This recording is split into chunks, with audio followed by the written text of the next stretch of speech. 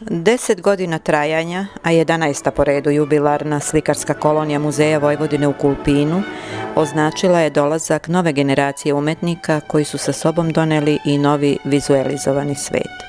Prisustvo osnivača kolonije Mladenko Kumović, Mile Ignjatović, Darinka Rackov i Vladimira Stanisavljević krajem posljednje nedelje avgusta svake godine samo ide u prilog konstataciji da ova kolonija ima svoj kontinuitet. A kolonija je uvek priča za sebe, priča o svakom učesniku pojedinačno. Veterani poput Petra i Aranke Mojak svedočanstvo su namere organizatora da se ne poremeti prvobitni princip trajanja. Novine donosi generacija mladih u likovnom svetu ovog dela Evrope već afirmisanih stvaralaca poput dveju Jelena, Dobrović i Vuković, koje su u galeriji grafičkog kolektiva u Beogradu i u nekom od sličnih mesta u Novom Sadu proverile svoj put poimanja likovne umetnosti danas. Milica Slaćanin donosi sa sobom dah savremenih kretanja u najmlađoj generaciji likovnih stvaralaca Evrope. Stigla je iz Švajcarske, gde je prethodno imala priliku da tokom školovanja upozna nove tendencije u svetu likovnog stvaranja. Ovde spada i Dimitrije Ćurčić, potomak najuspešnije generacije vojvođanskih umetnika.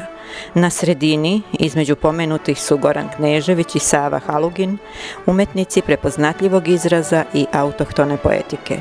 Pored navedenih, ovde su neki po prvi put, a neki i ponovo svoje slike u nasleđe Nacionalnog muzeja Vojvodine ostavili. Dina Barešić, Jovan Lubarda, Branislav Marković, Dragan Miličić, Srđan Mindić, Petar Mirković i multimedijalni umetnik Željko Savić, koji se u Kulpinu našao u dvostrukoj ulozi, kao slikar i kao televizijski snimatelj, autor malog dokumentarnog filma o koloniji. Ambijent dvorca iz polovine 19. veka, čiji poslednji vlasnici su potomci Đoke Dunđerskog 1945. godine, morali da napuste kuću koja je pod svojim okriljem više od jednog veka bila stecište srpske kulture, političke misli i nacionalnog razvoja u svakom pogledu. Veliki dvorac, jer postoji mali, otvorio je po 11. put svoje dveri novoj generaciji savremenih slikara Vojvodine. Istorijska prošlost ovog zdanja nije umetnicima postavljena kao tematski zadatak. Ona samo čini deo atmosfere koju je svaki od umetnika osetio na svoj način. Zato se i motivi nastali u Kulpinu ovoga leta razlikuju prema individualnom doživljaju i iskustvu svakog stvaraoca pojedinačno. Istorija, pa samim tim izdanje dvorca Dunđerskih, jesu deo kulturnih podsticaja za svakoga ko je na ovom prostoru rođen, u njemu živi ili je odnekud došao u njega. To je razlog što ni ovom emisijom nećemo zaobići minimum istorijskih podataka koji se na njega odnose. Dvorac je građen za plemićku porodicu Stratimirović, koja je od austrijske carice Marije Terezije dobila u nasleđe posed i titulu.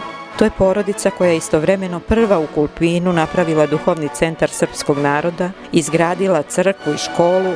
Prva srpska škola počela je da radi 1754. godine, a u vreme burne 1789. godine, kada se u Francuskoj dešava velika buržoaska revolucija, u Kulpinu počinje sa radom i škola sa dvojezičnom nastavom, na srpskom i slovačkom jeziku. U kratkom periodu iza toga, ovaj dvorac je bio u posedu mađarske plemićke porodice Semze, da bi pred kraj 19. veka 1889. godine prešao u vlasništvo porodice Dunđerski. Kada je reč o stilskim karakteristikama ovog zdanja, obe građevine pripadaju epohi klasicizma. Današnji izgled kastela Velikog dvorca datira iz 912. godine, kada je arhitekta Momčilo Tapavica izveo projekat restauracije. U ulozi gosta kolonije bilo je nekoliko umetnika, prijatelja Muzeja Vojvodine, koji su ranije bili ili učesnici kolonije ili su u muzeju zaposleni. Ljubica Đurđev, Đorđe Đura Maravić, Lazar Marković, Sava Stojkov i Slobodan Topalović. Njihove slike, bez obzira na status učesnika kolonije, ostaju trajno u muzeju kao svedočanstvo njihove vezanosti za Muzej Vojvodine kao instituciju.